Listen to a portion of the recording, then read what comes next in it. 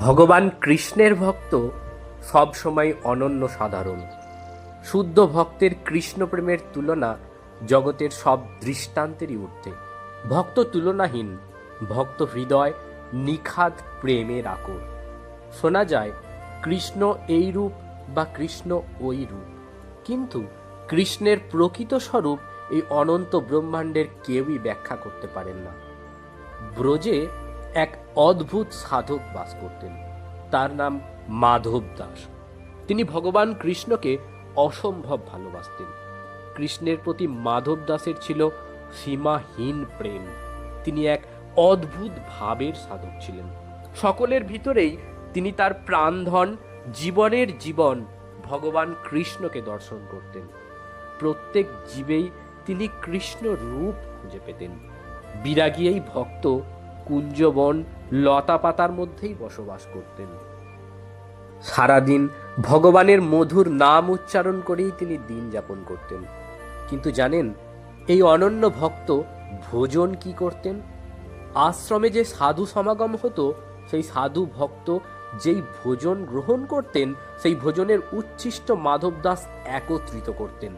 প্রত্যেক পাতা থেকে উচ্ছিষ্ট খাবার একত্রিত করে মাধব দাস তার সেবিত শ্রী বিগ্রহের সামনে বসে প্রেম ভরে সেই সাধুদের উচ্ছিষ্ট খাবার ভগবানকে অর্পণ করতেন। ভগবানকে সেই উচ্ছিষ্ট অর্পণ করে সেই উচ্ছিষ্ট মহাপ্রসাদ মাধব দাস নিজে খেতেন। আমি নিশ্চিত এই রকম অদ্ভুত ভক্তের কাহিনী আপনারা আগে কোনোদিন শোনেননি। এই রকমই ছিল অদ্ভুত ভক্ত মাধব দাসের নিত্য ক্রিয়া।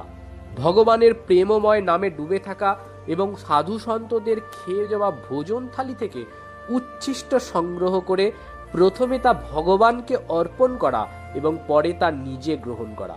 এই রকমই একদিন মাধব দাস দ্বীপ প্রহরে সাধুদের ভোজন হয়ে যাবার পরে সেই এঁটো পাতা থেকে সন্তদের উচ্ছিষ্ট সংগ্রহ করে তার শ্রী বিগ্রহের সামনে বসল।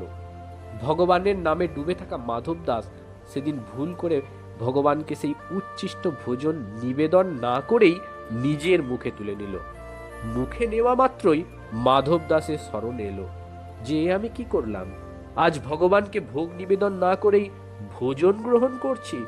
মাধব দাসের ঠোঁটে খাবার, সে না পারছে সেই খাবার গিলতে, কারণ ভগবানকে কিছু অর্পণ করা হয়নি। আবার সে না পারছে সেই খাবার ফেলে দিতে, কারণ সেই উচ্ছিষ্ট খাবার সন্ত ভক্তদের, যাদের সে কৃষ্ণ রূপেই দেখে। মাধব দাস পড়ল উভয় সংকটে।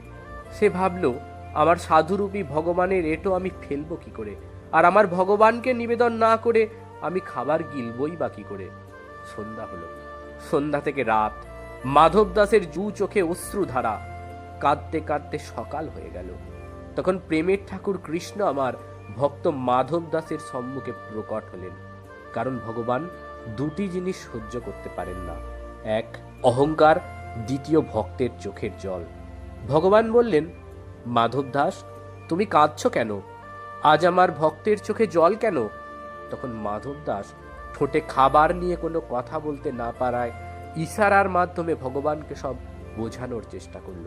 ভগবান তখন ভক্ত প্রেমে বিগলিত হয়ে বললেন, দাও মাধব দাস, তোমার মুখের খাবারই আমাকে দাও। মাধব বলল, না প্রভু, এঁটো খাবার আপনাকে কিভাবে দিই? ভগবান বললেন, আরে তুমি তো প্রতিদিন আমায় এঁটো খাবারই নিবেদন করো, তো আজ কি হলো? মাধব বলতে চাইল, না প্রভু, এটা তো আজ আমার এঁটো হয়ে গেছে। ভগবান হেসে বললেন, মাধব, তুমি ওই সকল সাধু সন্ত যাদের এঁটো আমাকে প্রতিদিন খেতে দাও, তাদের সকলের থেকে তুমি আমার অনেক বেশি প্রিয়। দাও মাধব, আমায় খেতে দাও। মাধব দাস একথা শুনে ফুঁপিয়ে কাঁদতে থাকলো। ভক্তের প্রেমাশ্রু মাটিতে গড়িয়ে পড়ল। মাধব দাস তার সামনে ভগবানকে পেয়েও কথা বলতে পারছে না। কেঁদে কেঁদে তার চক্ষু লাল। এইভাবে কাঁদতে কাঁদতে একটা অন্নের দানা হঠাৎ মাধব দাসের মুখ থেকে মাটিতে পড়ল। প্রেমের ঠাকুর আমার সেই অন্নের দানা মাটি থেকে কুড়িয়ে মহা আনন্দে তা মুখে পুরলেন এবং সেখান থেকে তৎক্ষণাৎ অন্তর্ধান হলেন। এইভাবেই ভগবান মাধব দাসকে দর্শন দিয়েছিলেন। এখন বুঝতে পারছেন সর্বেশ্বর ভগবানের আমাদের কাছে কি চাই? ভাব, প্রেম। প্রেমের চির ভিখারি আমার শ্রীকৃষ্ণ ভগবান।